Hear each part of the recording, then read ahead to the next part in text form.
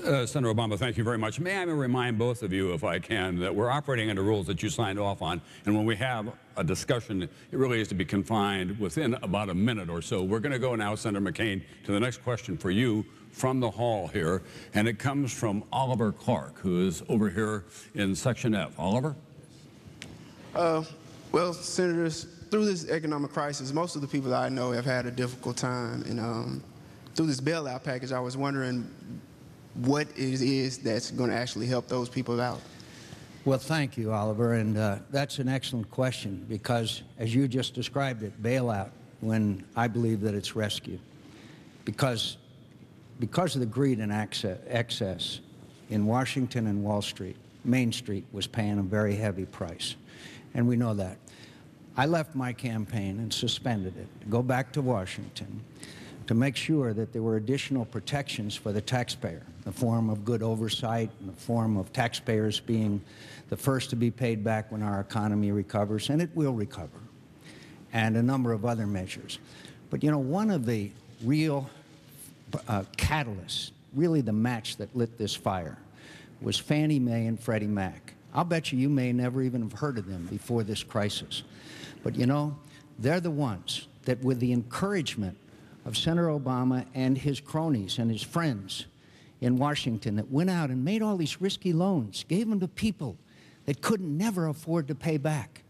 And you know, there were some of us that stood up 2 years ago and said, we've got to enact legislation to fix this. We've got to stop this greed and excess. Meanwhile, the Democrats in the Senate and some members of Congress defended what Fannie and Freddie were doing. They resisted any change. Meanwhile, they were getting all kinds of money in campaign contributions. Senator Obama was the second highest recipient of Fannie Mae and Freddie Mac money in history. So this rescue package means that we will stabilize markets. We will shore up these institutions, but it's not enough. That's why we're going to have to go out into the housing market, and we're going to have to buy up these bad loans, and we're going to have to stabilize home values. And that way Americans can, like Alan, can realize the American dream and stay in their home. But Fannie and Freddie were the catalyst, the match that started this forest fire. There were some of us that stood up against it. There was others who took a hike. Senator Obama. Well, Oliver, first let me tell you what's in the rescue package for you. Right now, the credit markets are frozen up. And what that means as a practical matter is that small businesses and some large businesses just can't get loans. If they can't get a loan, that means that they can't make payroll. If they can't make payroll, then they may end up having to shut their doors and lay people off. And if you imagine just one company trying to deal with that, now imagine 1 million companies all across the country. So it could end up having an adverse effect on everybody. And that's why we had to take action, but we shouldn't have been there in the first place. Now, I've got to correct a little bit of Senator McCain's history, not surprisingly. Let's first of all understand that the biggest problem in this whole process was the deregulation of the financial system. Senator McCain, as recently as March, bragged about the fact that he is a deregulator. On the other hand, 2 years ago, I said that we've got a subprime lending crisis that has to be dealt with. I wrote to Secretary Paulson. I wrote to Federal Reserve Chairman Bernanke and told them this is something we have to deal with, and nobody did anything about it. A year ago, I went to Wall Street and said we've got to re-regulate, and nothing happened. And Senator McCain, during that period, said that we should keep on deregulating because that's how the free enterprise system works. Now, with respect to Fannie Mae, what Senator McCain didn't mention is the fact that this bill that he talked about wasn't his own bill. He jumped on it a year after it had been introduced, and it never got passed. And I never promoted Fannie Mae.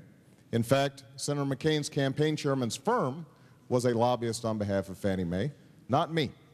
So, but look, you're not interested in hearing politicians pointing fingers. What you're interested in is trying to figure out how is this going to impact you. This is not the end of the process. This is the beginning of the process. And that's why it's going to be so important for us to work with homeowners to make sure that they can stay in their homes. The Secretary already has the power to do that in the rescue package, but it hasn't been exercised yet. And the next president has to make sure that the next Treasury Secretary is thinking about how to strengthen you as a home buyer, you as a homeowner, and not simply think about bailing out banks on Wall Street. Senator Obama, time for discussion. I'm going to begin with you. Are you saying to Mr. Clark and to the other members of the American television audience that the American economy is going to get much worse before it gets better, and they ought to be prepared for that? No. I am confident about the American economy, but we are going to have some leadership from Washington that not only sets out much better regulations for the financial system. The problem is we still have a archaic 20th century regulatory system for 21st century financial markets. We're going to have to coordinate with other countries to make sure that whatever actions we take work. But most importantly, we're going to help ordinary families be able to stay in their homes, make sure that they can pay their bills, deal with critical issues like health care and energy. And we're going to have to change the culture in Washington so that lobbyists and special interests aren't driving the process and your voices aren't being drowned out. Senator McCain, in all candor, do you think the economy is going to get worse before it gets better? I think it depends on what we do. I think if we act effectively, if we stabilize the housing market, which I believe we can, if we go out and buy up these bad loans so that people can have a new mortgage at the new value of their home. I think if we get rid of the cronyism and special interest influence in Washington so we can act more effectively. My friend, I'd like you to see the letter that a group of senators and I wrote warning exactly of this crisis. Senator Obama's name was not on that letter. The point is that we can fix our economy. Americans, workers, are the best in the world. They're the fundamental aspect of America's economy. They're the most innovative. They're the best. We're the best exporters. We're the best importers. They're most effective. They are the best workers in the world, and we got to give them a chance. We got to give them a chance to do their best again, and they are the innocent bystanders here in what is the biggest financial crisis and challenge of our time. We can do it. Thank you, Senator McCain. We're going to continue over in Section F, as it turns out. Senator Obama, this is a question from you, from Teresa Finch. Teresa? How can we trust either of you with our money when both parties got us into this global economic crisis? Well, look, I understand your frustration and your cynicism, because while you've been carrying out your responsibilities, most of the people here, you've got a family budget. If less money's coming in, you end up making cuts. Maybe you don't go out to dinner as much. Maybe you put off buying a new car. That's not what happens in Washington. And you're right, there's a lot of blame to go around. But I think it's important just to remember a little bit of history. When George Bush came into office, we had surpluses. And now we have a $500 billion deficit annually. When George Bush came into office, our debt, national debt, was around $5 trillion. It's now over $10 trillion. We've almost doubled it. And so, while it's true that nobody's completely innocent here, we have had, over the last 8 years, the biggest increases in deficit spending and national debt in our history. And Senator McCain voted for 4 out of 5 of those George Bush budgets. So here's what I would do. I'm going to spend some money on the key issues that we've got to work on. You may have seen your health care premiums go up. We've got to reform health care to help you and your budget.